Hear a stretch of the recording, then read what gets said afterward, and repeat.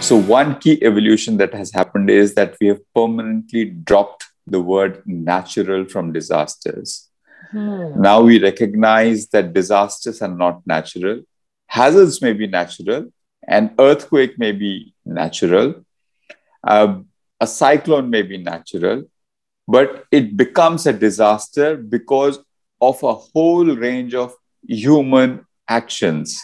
An earthquake, which happens somewhere in the sea and affects nobody, is just a natural hazard. It's not a disaster. It becomes a disaster when there are people living in earthquake-prone areas. And when people living in earthquake-prone areas are living in buildings which are weak buildings, which cannot withstand earthquakes. So living in the earthquake-prone areas and making weak buildings are human actions. So essentially, disasters are all man-made. So I think that's one key change that has happened. It is widely accepted and recognized that something happens in our society, in our social, economic, political, cultural system, which turns a hazard into a disaster. So that's a big realization. A movement towards taking a systemic approach. We can no longer look at disasters or impact of disasters in an isolated way in one location, in one sector. And the current pandemic is really highlighting how impacts can ripple across the world, ripple across different infrastructure systems, not just within a country, but across the world. We are a more interconnected, interdependent world. So a systemic approach is really key. In a cyclone-prone area, when a power system, electricity supply is disrupted, it's not just the electricity supply that is affected. If you don't have electricity, the telecom system will go down as well because the power backup, will not last beyond a few hours.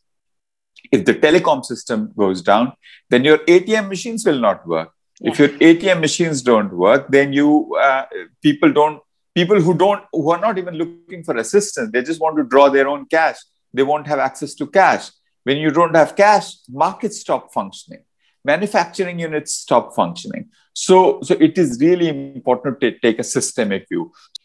We no longer look at communities as victims. We look at them as principal actors of disaster risk management. They have to be in the driving seat. They are not subjects of our interventions. They are principal actors.